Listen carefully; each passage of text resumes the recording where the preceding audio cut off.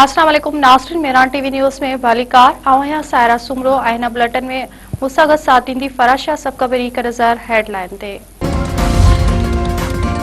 Field marshal Syed Asim Munir ईरानी सदर विच में मुलाकात ईरान अमेरिका तेहरान विच ओभर में छिकतार घटाइण ते अखबराई। वफ़ाक़ी गैर वज़ीर मोहसिन नक़वी चयो आहे त उन अखबराई सां ड्रिघे अमुन जी राह हमवार थियण जी उम्मीद आहे। इस्लामाबाद में फ़ातिमी याददाश्त जी बहाली लाइ क़दमनि ते ख़्यालनि जी ॾे वठि कई वई। ईरानी सदर पंहिंजे हुकूमत जे मौक़िफ़ ऐं ख़दशनि खां आगाह कयो। ISPR मूजिब फील्ड मार्शल जी ईरानी सुप्रीम काउंसिल जे मेंबर मोहसिन रज़ाई सां बि मुलाक़ात थी। ईरानी स्पीकर मोहम्मद बाक़िर कालिबाफ, ईरानी परॾेही वज़ीर अब्बास अराग़ची, ईरानी गैर वज़ीर इस्कंदर मोमनी सां बि मुलाक़ातूं थियूं। ईरानी क़यादत तकरार जे पुरअमन हल में सहूलियतकारी ते पाकिस्तान जे किरदार खे साराहियो।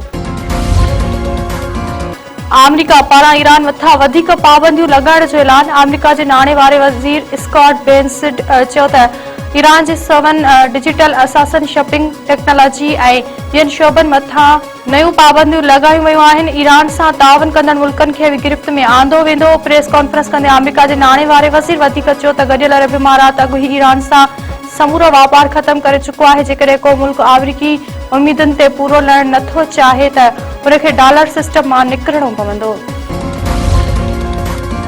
ईरान जे नाणे वारे वज़ीर चयो आहे त ईरान ख़िलाफ़ इक़्तिसादी पाबंदियूं नई ॻाल्हि नाहे, जंग नथा चाहियूं पर इक़्तिसादी हमले जो मुक़ाबिलो कंदासीं। अमरीकी पाबंदी ते रद्दअमल ॾींदे ईरान जे नाणे वारे वज़ीर चयो त अहिड़नि पाबंदियुनि खे मुंहुं ॾियण लाइ अॻु ई मनसूबाबंदी करे छॾी हुई। जंग में ईरानी अवाम ऐं हुकूमत गॾियल बीठल आहे। इक़्तिसादी जंग में बि उहो इत्तेहाद ऐं तावन जारी रहंदो।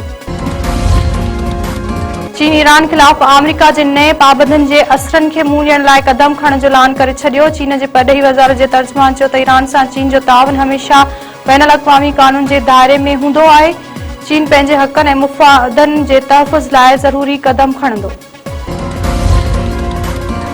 बानी पीटीआई जी भेण उस्मा ख़ान सुप्रीम कोर्ट रजिस्ट्रार जा एतिराज़ ख़तमु करे ॿीहर तौहीन अदालत जी दरख़्वास्त दाख़िल कराए छॾी। दरख़्वास्त में वज़ीर आज़म, कानून वारे वज़ीर, इत्तलात वारे वज़ीर ऐं ॿियनि खे दुर्बणा वियो। बानी पीटीआई खे इलाज लाइ अल शिफ़ा इस्पताल मुंतक़िल करण जी इस्तदा। पीटीआई चेयरमैन बैरिस्टर घुर्चियो त बानी पीटीआई जी सिहत तमामु ज़रूरी आहे। फैमिली मेंबरनि जे साणसि मुलाक़ात कराई वञे। असां पंहिंजो वाइदो पूरो करे चुका आहियूं। वज़ीर आज़म जे सलाहकार राणा सनाला चयो आहे त बानी पीटीआई बाबति अदालती हुकुम ते अमल कयो आहे। सहूलियतूं वापसि वठण जो सभु मुलाक़ातुनि जो ग़लति इस्तेमाल आहे। बानी पीटीआई खे इलाज बैदि जेल मुंतक़िल कयो वियो। बानी पीटीआई जे इलाज बाबति हुकूमत ते कहिड़ो अमल थियो आहे, उन जो फ़ैसिलो 16 सेप्टेम्बर ते सुप्रीम कोर्ट पाण कंदी। इस्लामाबाद में मीडिया सां ॻाल्हाईंदे राणा सनाला चयो त बानी पीटीआई जे इलाज लाइ सियासत न थियणु घुरिजे। उहो छो चयो वियो त बानी पीटीआई ही हुकुम ॾिनो आहे। उहा ॻाल्हि सुहेल आफ़रीदी खे कन में बि त ॿुधाए पए सघिया।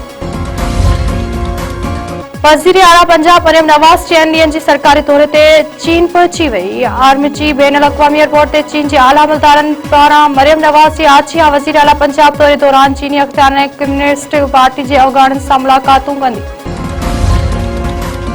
जैकाबाद में नौजवान मुबैना तौर क़त्ल, कार मां गोली लॻल लाशत। शिकारपुर नाके भरिसां गैरेज अॻियां बीठल गाॾी मां नौजवान जो लाश मिलियो। शहर जे शीदी पाड़े वासी अख्तर चांडियो तौर सुञाणप लाश ज़रूरी कार्रवाई बुधवार संझे हवाले पुलिस जे चवण आहे त वाक़े जी हर रुख खां जांच कई पिए वञे।